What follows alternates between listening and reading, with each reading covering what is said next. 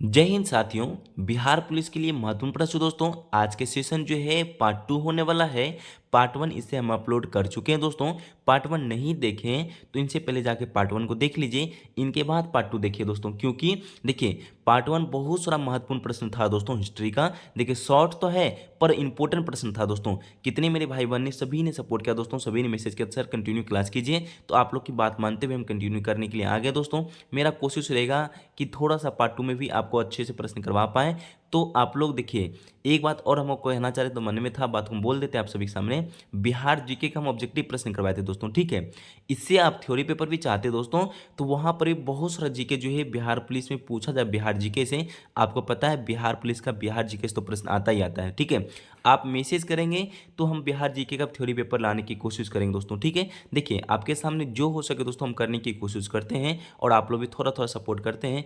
पूरा तो नहीं करें दोस्तों, सपोर्ट कीजिए मेरे अपने छोटे भाई को। चलिए क्लास को कंटिन्यू करते दोस्तों। सेशन अच्छा लगे दोस्तों जरूर आप लोग मैसेज कर दीजिएगा, सुझाव जरूर दीजिए दोस्तों जो भी कमी हो। और क्लास की ओर जाते जाते अपना क्लास की ओर में सेशन को लाइक कर लीजिए, अपना परिवार में शामिल हो जाइए दोस्तों और अपना भाई बहन को शेयर भी कर दीजिएगा। इतना सा काम तो आप लोग का होता है, आप कर लेंगे। आज सेशन को स्टार्ट करते हैं दोस्तों। यहाँ लिखा है बौद्ध धर्म। आपको बौद्ध धर्म पढ़ लिए होंगे तो आप फास्ट आप रिवीजन कर पाएंगे दोस्तों। पहला यहाँ पे लिखता है गौतम बुद्ध, सॉरी यहाँ पे लिखा है बौद्ध धर्म के संस्थापक कौन थे दोस्तों, गौतम बुद्ध। इनका राइट आंसर होता है दोस्तों बौद्ध धर्म के संस्थापक गौतम बुद्ध थे। इन्हें एशिया का जो है दोस्तों ज्योतिषपुंज भी कहते हैं दोस्तों। कहीं कहीं क्वेश्चन पूछता है लाइट ऑफ एशिया किसे कहा जाता है दोस्तों, ज्योतिषपुंज किसे कहा जाता है, गौतम बुद्ध को कहा जाता है दोस्तों, ये याद रखेंगे। यहाँ पे तो इसका जन्म के साथ तुरंत इसका जन्म भी पूछ लेगा दोस्तों। इनका जन्म 563 ईस्वी में होता है दोस्तों। जन्म कब होता है, 563 ईस्वी में होता है दोस्तों। कहाँ पे हुआ है, कपिल वस्तु की लुम्बिनी नामक स्थान पर हुआ था दोस्तों, ठीक है। आप लोग तैयार रहिए दोस्तों अच्छे से लिखने के लिए कॉपी में, ठीक है। इनका जन्म 563 ईसा पूर्व में कपिल वस्तु की लुम्बिनी नामक स्थान पर हुआ था दोस्तों, ये याद रखेंगे। इनके पिता का नाम क्या था दोस्तों, इनके पिता का नाम सुद्धोधन था दोस्तों। इनके पिता का नाम क्या है दोस्तों, ये गौतम बुद्ध के पिता का नाम सुद्धोधन था, जो कि शाक्य कर्ण के मुखिया थे दोस्तों। किसके मुखिया थे, शाक्य कर्ण के जो इनके मुखिया थे, याद रखेंगे। इनकी माता जो है महामाया देवी था दोस्तों, ठीक है। इनकी माता कौन है, महामाया देवी है दोस्तों। मृत्यु इनके जन्म के 7वें दिन इनकी माँ की मृत्यु हो जाता है दोस्तों। जैसे गौतम बुद्ध जन्म लेते हैं महामाया देवी की मृत्यु हो जाता है 7 दिन के बाद। तो इनके पालन पोषण कौन करता है दोस्तों, इनकी मौसी जो है प्रजापति गौतमी ने किया था दोस्तों, ठीक है। इनकी कौन थी, वो मौसी थी जो कि प्रजापति गौतमी ने किया है दोस्तों, ठीक है। याद रखें प्रश्न को। यहाँ कहता है गौतम बुद्ध के बचपन का नाम क्या था दोस्तों, बचपन का नाम इनका सिद्धार्थ था दोस्तों। देखिए कल भी आपको महावीर का बचपन का नाम सुनाए थे दोस्तों, तो क्या नाम था, वर्धमान था दोस्तों, ठीक है। इसी तरह बचपन का नाम पूछा जाता है दोस्तों। उनकी पुत्री का क्या नाम था, आप लोग बता दीजिए कमेंट में। देखिए पढ़े होंगे तो याद होगा दोस्तों, फटाफट कमेंट में कर दीजिए इनकी पुत्री का नाम क्या है। और उनके साथ साथ दामाद तो उसमें नहीं कल बताए थे, दामाद आप लोग पढ़े हैं तो आप लोग कमेंट जरूर कर दीजिएगा। महावीर की जो है महावीर स्वामी का पुत्री का नाम और उनका दामाद का नाम दोनों ही कमेंट में आप कर दीजिएगा। गौतम बुद्ध के बचपन का नाम सिद्धार्थ था दोस्तों, उनका क्या नाम है, सिद्धार्थ था। इनका विवाह जो 16 वर्ष की आयु में ही हो गया था दोस्तों। कितने वर्ष में, 16 वर्ष की आयु में। इनकी अवस्था में यशोधरा के साथ हुआ था। उनकी पत्नी का नाम क्या है, यशोधरा है, ठीक है। यहाँ पे एक क्वेश्चन में एक लाइन में 3 प्रश्न पूछा जा रहा है। गौतम बुद्ध का बचपन का नाम पूछो दोस्तों तो आप लोग बता देंगे सिद्धार्थ था। और इनके विवाह जो 16 वर्ष की आयु में हुआ था और किनके साथ हुआ था दोस्तों, यशोधरा। इनकी वाइफ का नाम था यशोधरा। और इनका पुत्र का क्या नाम था दोस्तों, आप सभी पता है, राहुल नाम था उनका पुत्र का। उनका पुत्र का क्या नाम था दोस्तों, राहुल था, ठीक है। पूछे दोस्तों गौतम बुद्ध के पुत्र का नाम राहुल था दोस्तों, ये प्रश्न को याद रखेंगे। इनकी पत्नी यशोधरा थी दोस्तों, ठीक है। कितने वर्ष में शादी हुआ था, 16 वर्ष में शादी हो गया था दोस्तों। इनकी माँ महामाया देवी जो कि 7वें दिन मृत्यु हो जाता दोस्तों। इनकी पालन पोषण कौन करता दोस्तों, गौतमी जो कि इनकी मौसी थी, प्रजापति गौतमी। ये सब प्रश्नों को याद रखें दोस्तों। यहाँ पे लिखा है कि सिद्धार्थ ने लोगों को दुखों को दूर करने के निश्चय लेते हुए 29 वर्ष की आयु में, कितने वर्ष की आयु में दोस्तों, 29 वर्ष की आयु में गृह त्याग किया। यह प्रश्न कहता है दोस्तों गृह त्याग किस वर्ष में किए थे, कितने आपको आ जाता है दोस्तों। गौतम बुद्ध ने जो है 483 ईसा पूर्व में जो है यहाँ पे 80 वर्ष की अवस्था में इनकी अपना शरीर त्याग दिया दोस्तों। यहाँ पे इनकी मृत्यु होता है दोस्तों 483 ईसा पूर्व में। हम आपको बता चुके दोस्तों महावीर स्वामी का, महावीर स्वामी का दोस्तों कितने वर्ष में, 72 वर्ष की आयु में उनकी मृत्यु होता है। यहाँ पे जो है इनका 80 वर्ष की अवस्था में अपना शरीर त्याग दिया है। इस बौद्ध ग्रंथों में दोस्तों इसे क्या कहा जाता है, महापरिनिर्वाण भी कहा जाता है दोस्तों। ये पॉइंट को आप याद रखेंगे। यहाँ पे लिखता है दोस्तों बौद्ध संगीत। तो आप यहाँ बौद्ध संगीत के बारे में जानने से पहले आपको 4 बौद्ध संगीत हुआ है दोस्तों। चारों का वर्ष और स्थल और राजा का नाम याद रखना पड़े, कौन कौन उसमें एक राजा थे। जैसे प्रथम जो है बौद्ध संगीत हुआ था, 4 नोट करते चले कॉपी में दोस्तों, ठीक है। आप जानते हैं, आप लोग पढ़े हुए हैं, तब फिर आप नोट कर लीजिए, क्या वो रिवीजन हो जाएगा दोस्तों। देखिए प्रथम बौद्ध संगीत हुआ था 483 ईस्वी में। 483 ईस्वी में स्थल पूजा दोस्तों कहाँ पे हुआ था? तो राजगीर में हुआ था दोस्तों, ठीक है। उस टाइम का राजा थे अजातशत्रु। ये दोनों, ये तीनों पॉइंट को याद रखेंगे, ठीक है। दूसरा पूछे दोस्तों, बौद्ध संगीत कहाँ हुआ था, किस वर्ष में? 383 ईस्वी में हुआ था। और स्थल का नाम पूछे, जगह का नाम वैशाली, और उस टाइम का राजा थे कालाशोक। ये प्रश्न को लिखे। तीसरा में लिखता दोस्तों 251 ईस्वी में जो हुआ था, उनका जो है स्थल का नाम है पाटलिपुत्र। पाटलिपुत्र जगह पर हुआ था बौद्ध संगीत, और उस टाइम का राजा थे अशोक, ठीक है दोस्तों।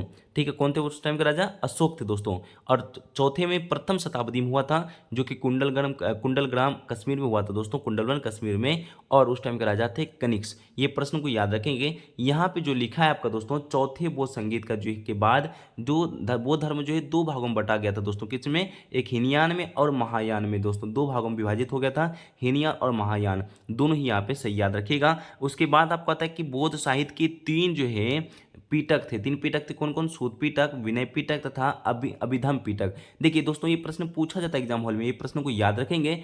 बौद्ध साहित्य के तीन पीटक थे दोस्तों, कौन कौन सा पीटक था? सूत पीटक, विनय पीटक तथा अभिधम पीटक था दोस्तों। ये पॉइंट को याद रखें, पूछा जा सकता है एग्जाम हॉल में। यहाँ पे दूसरा लाइन लिखता दोस्तों, बौद्ध धर्म का प्रचार जो है किस भाषा में किया गया था दोस्तों? पाली भाषा में किया गया था। ये याद रखें दोस्तों, यहाँ पे कहता है कि बौद्ध धर्म का प्रचार दोस्तों किस भाषा में किया गया था? पाली भाषा में किया गया है। यहाँ पे आपका बौद्ध धर्म समाप्त होता है दोस्तों क्लास। अब यहाँ पे आपका आता है ईसाई धर्म। ईसाई धर्म के बारे में आप सुनने के लिए तैयार रहिए और समझने के लिए भी, ठीक है दोस्तों। ईसाई धर्म पूछा जा रहा है दोस्तों, ईसाई धर्म के संस्थापक दोस्तों ईसा मसीह है, ठीक है दोस्तों। यहाँ पे कहता है कि ईसाई धर्म के संस्थापक ईसा मसीह है, इन्हें यूसु नाम से भी पुकारा जाता है। फिर से रिपीट करते हो दोस्तों क्वेश्चन को, ईसाई धर्म के संस्थापक दोस्तों ईसा मसीह है, इन्हें यूसु नाम से भी पुकारा जाता है। इनका प्रमुख ग्रंथ क्या है दोस्तों? इनका प्रमुख ग्रंथ बाइबिल है दोस्तों, ठीक है। इनका प्रमुख ग्रंथ क्या है दोस्तों? बाइबिल है। यहाँ पे फिर से रिपीट कर देते हैं, ईसाई धर्म के संस्थापक ईसा मसीह है, इन्हें यूसु नाम से भी पुकारा जाता है। इनका जो है प्रमुख ग्रंथ बाइबिल होता है दोस्तों। ये प्रश्न को याद रखेंगे। यहाँ पे फिर तीसरे पॉइंट में लिखता है, ईसा मसीह का जन्म दोस्तों कहाँ होता है? जेरूशलेम के निकट बेथलेहम नामक स्थान पर हुआ है दोस्तों। यहाँ पे प्रश्न को याद रखेंगे कि कौन सा? जेरूशलेम के निकट जो है दोस्तों, यहाँ पे बेथलेहम नामक स्थान पर हुआ था दोस्तों ईसा मसीह का जन्म, ठीक है। यहाँ पे कहता है दोस्तों ईसा मसीह के जन्म को क्रिसमस के रूप में मनाया जाता है दोस्तों। हम लोग जो क्रिसमस मनाते हैं दोस्तों 25 दिसंबर को दोस्तों, यहाँ पे कहता है ईसा मसीह के जन्म को क्रिसमस के रूप में मनाया जाता है। ये याद रखेंगे दोस्तों। ईसा मसीह को 33 ईस्वी में दोस्तों, कितने? 33 ईस्वी में फांसी पर पोटियस ने चढ़ाया था दोस्तों। किसने चढ़ाया था? पोटियस ने चढ़ाया था। यहाँ पे प्रश्न आता है दोस्तों, ईसा मसीह को 33 ईस्वी में, सिर्फ 33 ईस्वी में दोस्तों पोटियस ने चढ़ाया था दोस्तों। किसने चढ़ाया था? पोटियस ने चढ़ाया था। प्रश्न को याद रखेंगे। अब आपका आता है दोस्तों इस्लाम धर्म। देखिए छोटा छोटा टॉपिक तो दिया है दोस्तों, कम कम शॉर्ट करके, वो प्रश्न इसे उठाया गया दोस्तों, जो एग्जाम हॉल में पूछा जाता है दोस्तों। इसलिए कह रहे हैं धैर्यता से बने रहिएगा दोस्तों, क्लास के अंत तक बने रहिएगा। बहुत सारा प्रश्न ऐसा देखने को मिलेगा जो कि एग्जाम हॉल में पूछा जाता है। सेशन अच्छा लगता है दोस्तों तो जरूर लाइक कर लीजिएगा। चलिए आपको इस्लाम धर्म के बारे में आपको बताने की हम कोशिश करते हैं। यहाँ पे इस्लाम धर्म कहता है दोस्तों, यहाँ पे पढ़ लीजिएगा। इस्लाम धर्म का संस्थापक दोस्तों कौन है? तो आपसे पता है दोस्तों, हजरत मोहम्मद साहब थे दोस्तों, ठीक है। इस्लाम धर्म के संस्थापक हजरत मोहम्मद साहब थे दोस्तों। ये प्रश्न को याद रखेंगे। इनका जन्म दोस्तों कब हुआ है? 570 ईस्वी में मक्का में हुआ था दोस्तों। यहाँ पे करें इनका जन्म दोस्तों कब हुआ था? 570 ईस्वी में। कहाँ पे हुआ था? मक्का में हुआ था दोस्तों, ठीक है। ये प्रश्न को याद रखेंगे।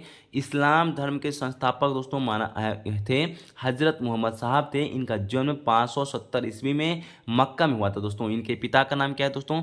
पिता का नाम था अब्दुल्ला तथा माता का नाम था अमीना। ये प्रश्न को याद रखें। इनके पिता का नाम क्या है? अब्दुल्ला है, और इनके माता का नाम अमीना था दोस्तों, ठीक है। 3 पॉइंट को फिर से रिपीट कर दें। इस्लाम धर्म के संस्थापक दोस्तों हजरत मोहम्मद साहब थे।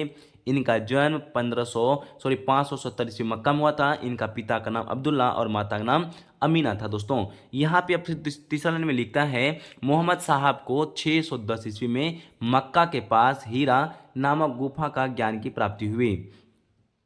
यहाँ पे कहता है हजरत मोहम्मद साहब को 610 ईस्वी में दोस्तों, किस वर्ष में? 610 ईस्वी में जो है मक्का के पास में लिखा है दोस्तों, हजरत मोहम्मद साहब को 610 ईस्वी में जो है दोस्तों मक्का के पास जो है हीरा नामक गुफा का ज्ञान की प्राप्ति होता है दोस्तों। ये प्रश्न को याद रखेंगे। यहाँ पे तीसरी लाइन में फिर से कहता है दोस्तों कि 24 सितंबर 622 ईस्वी को पैगंबर के मक्का से मदीना यात्रा जो हो यहाँ पे एक लाइन और नीचे भी देख रखे हैं दोस्तों, यहाँ पहले इसको पढ़ लीजिए अच्छे से। यहाँ कहता है दोस्तों 24 सितंबर जो है 622 ईस्वी को पैगंबर की मक्का से मदीना की यात्रा जो है यात्रा को इस्लाम धर्म में हजरी संवत के नाम से भी जाना जाता है दोस्तों। यहाँ कहता है इस्लाम धर्म में जो है हिजरी संवत के नाम से भी जाना जाता है दोस्तों, ये प्रश्न को याद रखेंगे। यहाँ दूसरी लाइन में लिखता तो दोस्तों फिर से, मोहम्मद साहब की शादी दोस्तों किस वर्ष में हुआ था? 25 वर्ष की आयु में हुआ था दोस्तों मोहम्मद साहब की शादी। ठीक है, आयु खदीजा नामक जो है विधवा से हुई थी दोस्तों, किससे? खदीजा नामक विधवा से हुई थी दोस्तों 25 वर्ष के वर्ष में मोहम्मद साहब की शादी होती है, और किनके साथ? विधवा से हुई थी दोस्तों, खदीजा नामक। ठीक है, यहाँ पे आपका फिर आता है दोस्तों कुरान। कुरान दोस्तों इस्लाम धर्म का पवित्र ग्रंथ है दोस्तों। कुरान जो होता है दोस्तों इस्लाम धर्म का क्या है? पवित्र ग्रंथ है दोस्तों, ये प्रश्न को याद रखेंगे। अभी आपको हम जस्ट क्या बताए थे दोस्तों, इस्लाम धर्म में जो है यहाँ पे ईसाई धर्म में पढ़ा चुके हैं दोस्तों। यहाँ पे अभी यहाँ पे कहता है कुरान जो है इस्लाम धर्म का पवित्र ग्रंथ है दोस्तों। ठीक है, ये प्रश्न को आप लोग याद रखेंगे। आपको अभी हम इसमें बताए थे बाइबिल जो ईसाई धर्म का पवित्र ग्रंथ है दोस्तों, दोनों ही पॉइंट को याद रखेंगे। यहाँ पे फिर से लाइन में लिखता है हजरत मोहम्मद साहब की मृत्यु कब हुआ था दोस्तों? 632 ईस्वी में हुआ था दोस्तों। ठीक है, यहाँ पे कहता है हजरत मोहम्मद साहब की मृत्यु कब हुआ था दोस्तों? 632 ईस्वी में।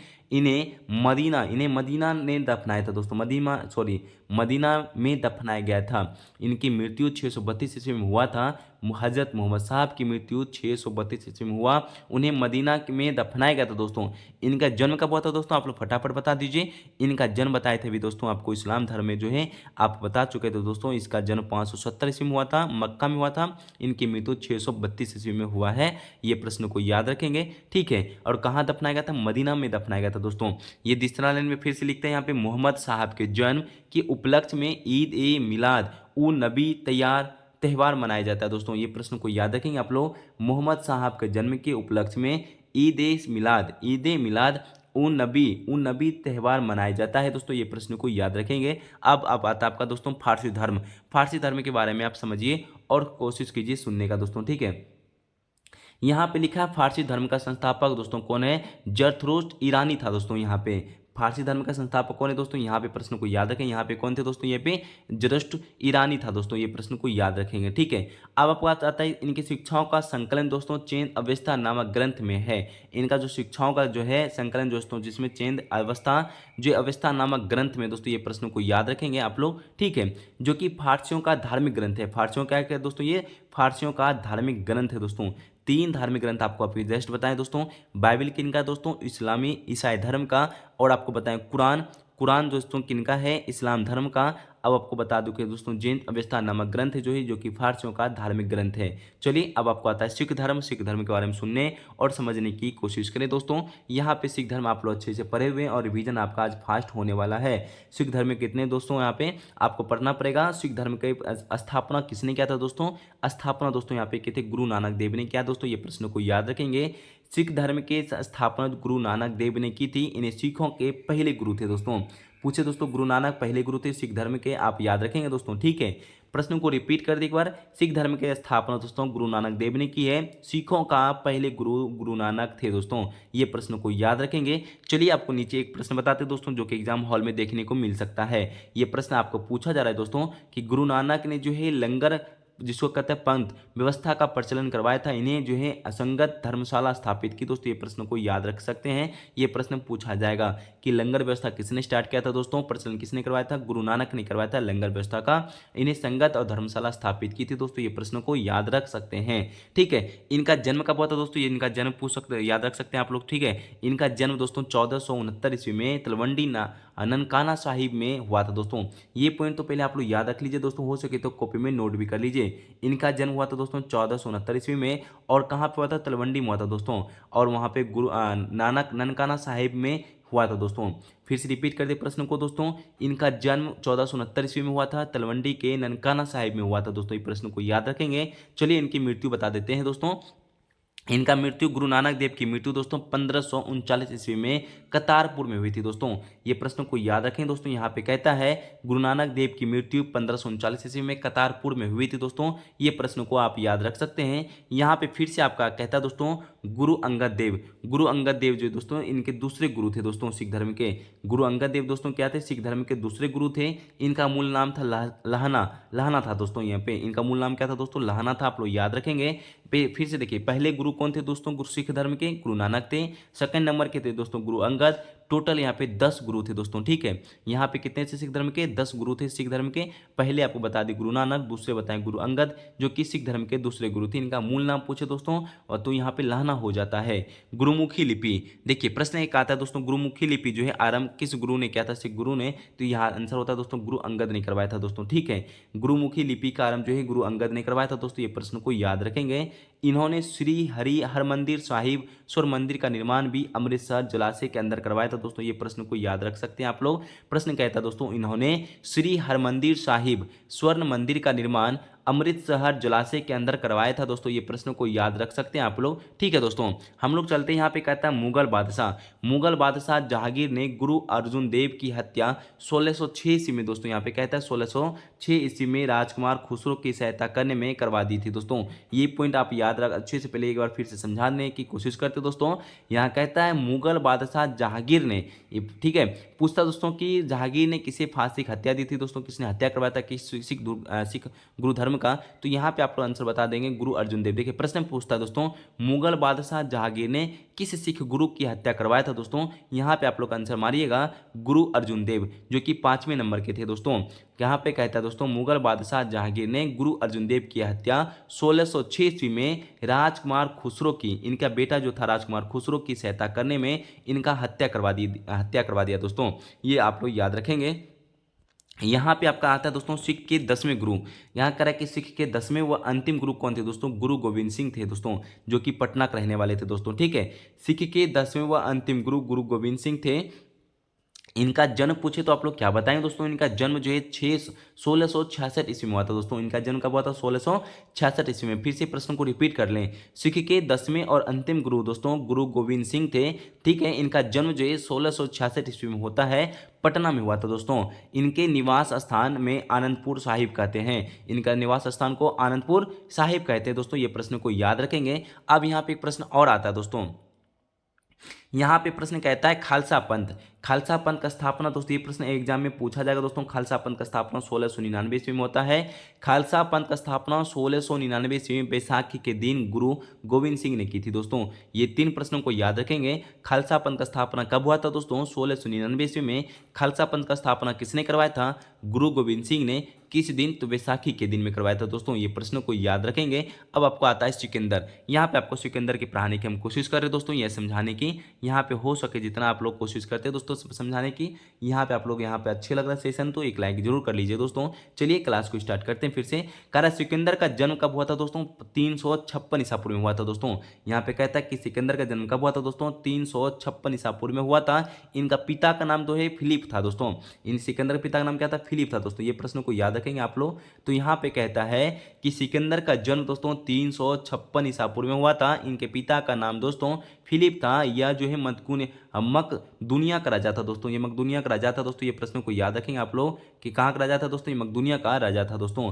3 प्रश्न यहाँ पे पूछा रहा है, तीनों प्रश्नों को रिपीट कर देते हैं। सिकंदर का जन्म 356 ईसा पूर्व में हुआ था दोस्तों। इनके पिता का नाम फिलिप था, ठीक है। ये कहाँ का राजा था दोस्तों, मकदूनिया का राजा था दोस्तों। ये प्रश्न को याद रखेंगे आप लोग अच्छे से, एग्जाम में पूछा जाएगा दोस्तों, ठीक है। चलिए हम लोग आगे की ओर बढ़ते दोस्तों। कहता है सिकंदर का गुरु दोस्तों यहाँ पे अरस्तु हो जाता है। सिकंदर गुरु कौन थे दोस्तों, अरस्तु थे। अरस्तु का गुरु प्लूटो था दोस्तों। ये प्रश्न देखिए कैसे इंपॉर्टेंट है, ठीक है। प्लूटो का गुरु दोस्तों सुकरात था दोस्तों।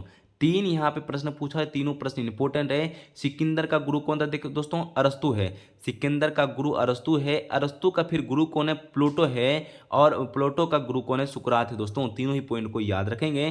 फिर से रिपीट कर देते हैं आपका। सिकंदर का गुरु दोस्तों अरस्तु, ठीक है। अरस्तु का गुरु दोस्तों प्लूटो और प्लूटो का गुरु सुकरात है दोस्तों। ये प्रश्न को याद रखेंगे। चलिए हम आपको आगे वाला पॉइंट दिखाते हैं। सिकंदर ने जो है भारत पर जो है 326 ईसा पूर्व में आक्रमण किया था दोस्तों।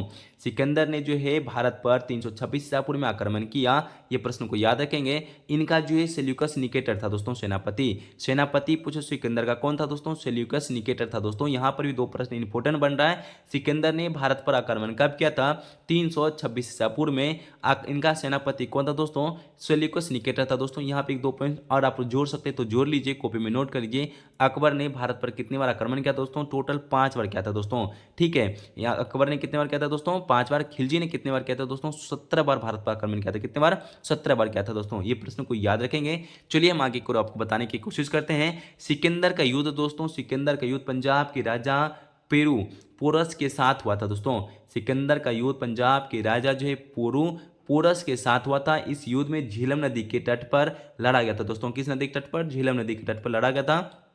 यहाँ पर भी प्रश्न बन रहा है दोस्तों इंपोर्टेंट।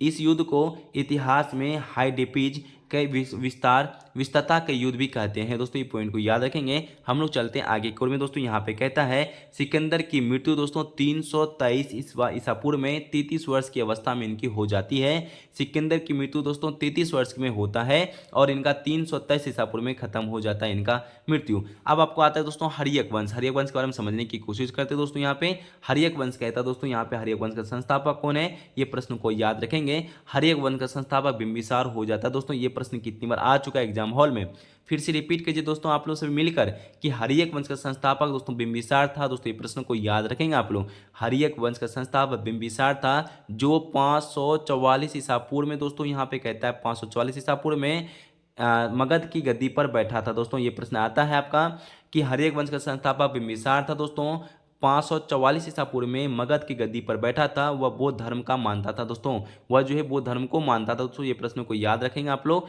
ठीक है, प्रश्न को फिर से रिपीट कर दें। हर्यक वंश के संस्थापक बिंबिसार, इनका जो है 544 ईसा पूर्व में मगध के गद्दी पर बैठा था, बौद्ध धर्म को वो मानता भी था दोस्तों। ये आगे को हम लोग बढ़ते हैं। बिंबिसार की राजवेद जीवक को महात्मा बुद्ध की सेवा करने के लिए उनके पास भेजा था दोस्तों। यहाँ प्रश्न आता है दोस्तों यहाँ पे कि बिंबिसार ने दोस्तों राजवेद जीवक किनको, जीवक को महात्मा बुद्ध की सेवा करने के लिए उनके पास भेजा था दोस्तों। ये पॉइंट को याद रखेंगे। अब यहाँ पे प्रश्न आता है दोस्तों बिंबिसार की मृत्यु कब हुआ था, किसने किया था दोस्तों, बिंबिसार की हत्या करने उनके पुत्र जो है अजातशत्रु ने ही कर दिया था दोस्तों। यहाँ पे प्रश्न आता है बिंबिसार का हत्या जो उनके पुत्र ने ही अजातशत्रु ने कर दी थी। वह 492 से लेकर 493 ईसा पूर्व में मगध की गद्दी पर बैठा दोस्तों। पिता का हत्या करके पुत्र वहां पे गद्दी पे बैठा 492 से लेकर 493 तक। ठीक है दोस्तों, ये प्रश्नों को याद रखेंगे। चलिए हम लोग आगे की ओर बढ़ते हैं। 461 ईसा पूर्व में अपने पिता की हत्या कर उदयन मगध की गद्दी पर बैठा और जैन ग्रंथों में उदयन को प्रीत भक्त भी बताया गया है। जो है यहाँ पे प्रश्न कहता दोस्तों 461 ईसा पूर्व में जो अपने पिता की हत्या उदयन, देखिए फिर से आपको बताते हैं दोस्तों। यहाँ पे अजातशत्रु ने अपना जो पिता का हत्या बिंबिसार का हत्या करके अजातशत्रु अपना गद्दी पर बैठा, फिर अजातशत्रु का भी हत्या करके 461 ईसा पूर्व में जो अपने पिता का हत्या उदयन, जिसको उदयन कहते हैं, यहाँ पे मगध गद्दी पर बैठा। जैन ग्रंथों में उदयन की प्रीत भक्त भी बताया गया है तथा बौद्ध ग्रंथों में उसे उदयन को प्रीतहीनता भी कहा गया है। बौद्ध ग्रंथों में उनको क्या कहा गया, उदयन को प्रीतहीनता भी कहा गया है दोस्तों। ये प्रश्नों को याद रखेंगे। यहाँ पे फिर से प्रश्न आता है दोस्तों उदयन ने पाटलिग्राम की स्थापना की दोस्तों। उदयन ने पाटलिग्राम, यहाँ पे पाटलिग्राम का स्थापना की दोस्तों। वह जैन धर्म का अनुयायी था दोस्तों। उदयन ने पाटलिग्राम का स्थापना की, वह जैन धर्म का दोस्तों अनुयायी था दोस्तों। ये प्रश्नों को याद रखेंगे। यहाँ पे एक इंपॉर्टेंट प्रश्न आ रहा है दोस्तों, यहाँ पे इसको नोट कर लीजिए कॉपी में। कहता है कि हर्यक वंश का अंतिम राजा उदयन का पुत्र नागदशक था दोस्तों। ये प्रश्नों को याद रखेंगे आप लोग। कहता है दोस्तों हर्यक वंश का अंतिम राजा कौन था दोस्तों, उदयन का पुत्र जो है नागदशक था। ये प्रश्नों को याद रखेंगे। शिशुनाग ने दोस्तों कहता है अपनी राजधानी पाटलिपुत्र से बदलकर वैशाली, यहाँ पे करा वैशाली जो है स्थापित की थी। शिशुनाग ने अवंती राज्य को मगध में मिलाया था दोस्तों। ये प्रश्न को याद रखेंगे। शिशुनाग ने अपनी राजधानी पाटलिपुत्र को बदलकर वैशाली में स्थापित की। शिशुनाग ने अवंती राजा को मगध में मिलाया। ठीक है, ये प्रश्न को याद रखेंगे दोस्तों। यहाँ फिर से प्रश्न आता है आपका कि शिशुनाग का उत्तराधिकारी कौन था दोस्तों, यहाँ पे कालाशोक था दोस्तों। यहाँ पे प्रश्नों को याद रखेंगे कि शिशुनाग का उत्तराधिकारी कौन था दोस्तों, कालाशोक था दोस्तों। ये प्रश्नों को को याद रखेंगे। शिशुनाग का अंतिम राजा कौन था दोस्तों, ये प्रश्न एग्जाम हॉल में देखने को मिलेगा दोस्तों, कंफर्म करें आप लोग, याद रखिएगा। शिशुनाग का अंतिम राजा दोस्तों यहाँ पे नंदीवर्धन हो जाता है, ये प्रश्न को याद रखेंगे। शिशुनाग का उत्तराधिकारी कैलाशोक था। शिशुनाग वंश का अंतिम राजा दोस्तों नंदीवर्धन था, ये प्रश्न को याद रखेंगे। नंद वंश का संस्थापक दोस्तों कौन थे, नंद वंश का संस्थापक दोस्तों महापद्मन था दोस्तों, ये प्रश्न को याद रखेंगे।